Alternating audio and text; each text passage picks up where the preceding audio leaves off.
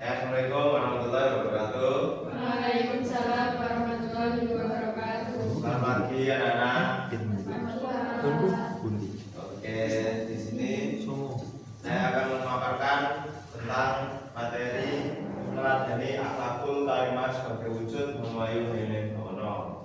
Oke, sebelum pemaparan pada pagi hari ini, alangkah baiknya kita berdoa terlebih dahulu menurut keyakinan masing-masing. Berdoa dimulai. Cukup? Ya, terima kasih. Sehat semua, anak? Alhamdulillah.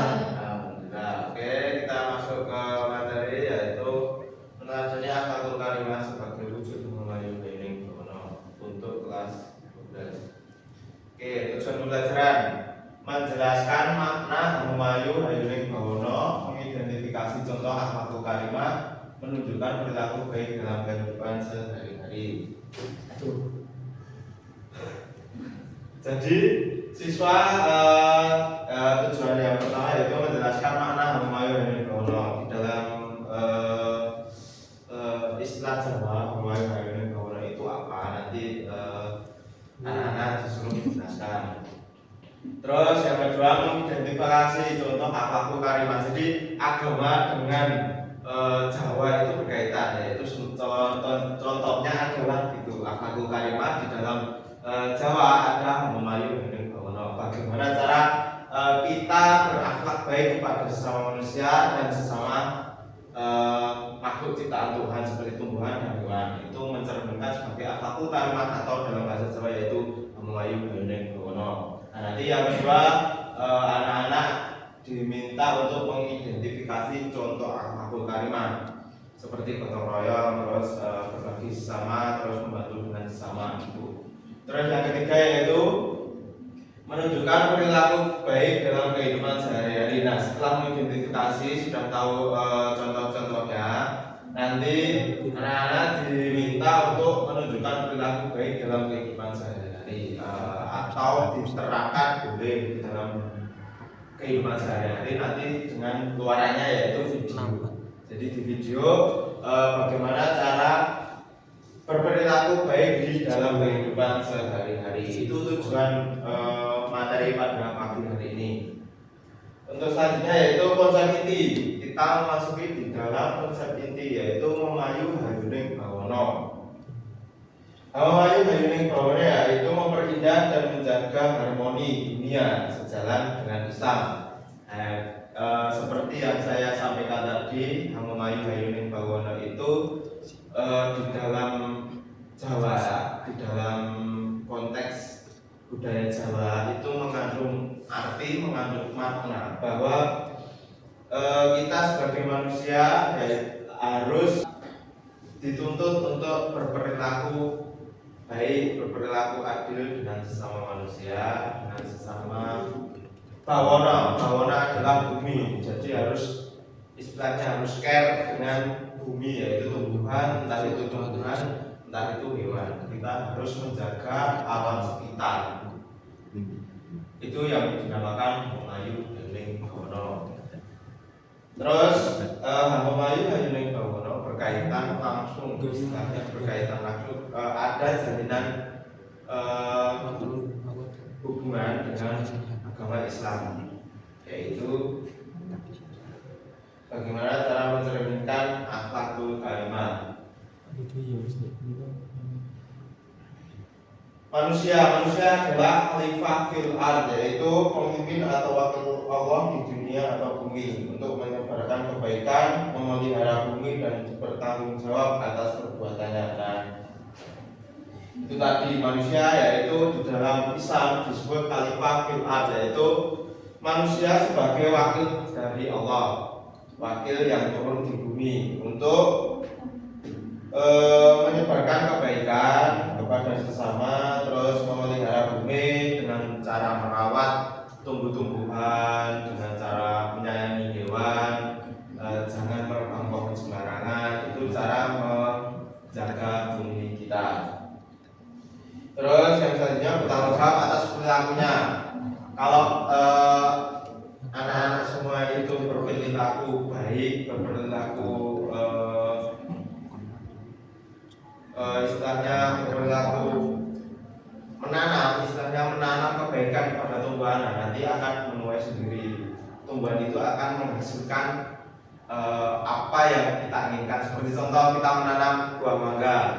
Kalau kita menanam dengan rasa kasih sayang, dengan telaten, itu akan menumbuhkan buah mangga yang cantik dan yang manis. Nah, itu dapat dipetik buah mangganya dan dimakan. Itu. Terus kalau kita berbuat istilahnya menebang pohon, ya kita harus menanggung perbuatannya, harus bertanggung jawab atas perbuatannya, yaitu dengan diserahkan ke pihak yang berwajib. Itu ditanggung itu bertanggung jawab atas ke perbuatannya, berbuat baik dan menjaga keseimbangan itu tadi. Terus yang selanjutnya adalah contoh perilaku dari akhlakul karimah. Nah, ini di dalam Islam ada sopan santun, membantu teman, menjaga kebersihan, menghormati orang tua dan guru, dan tidak menyakiti sesama. Konteks dari menyakiti sesama yaitu kepada manusia terutama dan hewan atau tumbuhan. Hewan kalau disakiti juga merasa kesakitan seperti manusia. Jangan dipukul, terus jangan ditendang, itu sakit kalau di dalam hewan. Hewan juga butuh kasih sayang dan rasa sayang. Terus yang selanjutnya sudah tahu ya, ini sopan santun, membantu teman dan lain-lain, sudah tahu.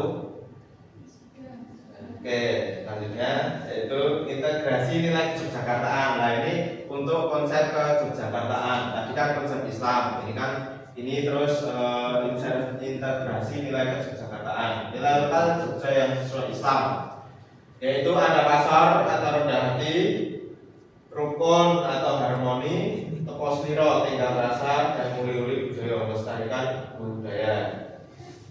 Nah, ini itu semua dari 4 itu penting untuk kita terapkan sebagai warga Yogyakarta.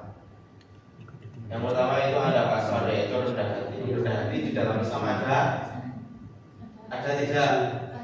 Oke, terus rukun ada, terus teko sliro, tinggal rasa, terus uli-uli budaya, itu semua ada di dalam Islam.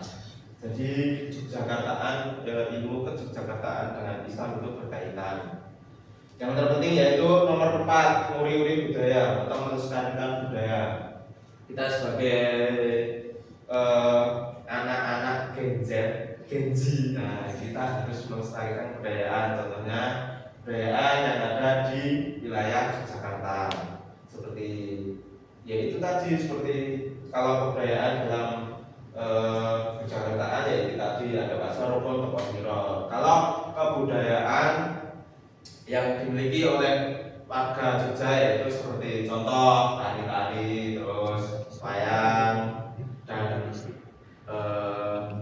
terus karawitan gabungan, itu perlu dilestarikan. Oke, terus kita masuk di dalam kesimpulan. Akhlakul karimah adalah wujud harmoni bainin bawono, yaitu menjaga harmoni kehidupan. Sebagai khalifah fil ard, manusia bertugas merawat keseimbangan sosial, alam, dan budaya. Tugas ini dapat dimulai dari hal kecil seperti bersikap sopan santun, rukun, dan saling tolong menolong. Nah, itu tadi dapat diterapkan di kehidupan sehari-hari anak. Oke, terima kasih. Oke, dari materi di atas ada yang ditanyakan? Tidak. Oke. Kalau tidak ada yang ditanyakan, kita memasuki pada tugas. Tugas saya berikan yaitu gampang saja.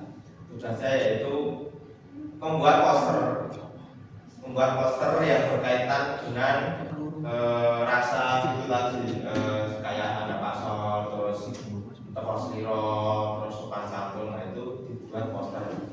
Itu sebagai perwujudan antara Islam dan Yogyakartaan atau Jawa itu saling berhubungan.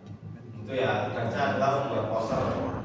Dibuat berkelompok, satu kelompok 2 orang, sudah 2 orang. Nanti dikerjakan dulu. Nanti kalau belum selesai buat PR. Oke. Silakan dikerjakan dulu. Saya kasih waktu 10 menit untuk membuat poster. Oke, sudah selesai anak? Belum. Oke, kalau belum mudah saja nanti dibuat PR minggu depan dikumpulkan ya. Oke. Apakah ada pertanyaan untuk tugas? Tidak. Oke. Kalau tidak ada, saya tutup. Mari kita tutup dengan bacaan doa bersama-sama. Berdoa dimulai. Berdoa cukup. Terima kasih. Ada salah kata dan perbuatan. Mohon maaf. Wassalamualaikum warahmatullahi wabarakatuh. Waalaikumsalam.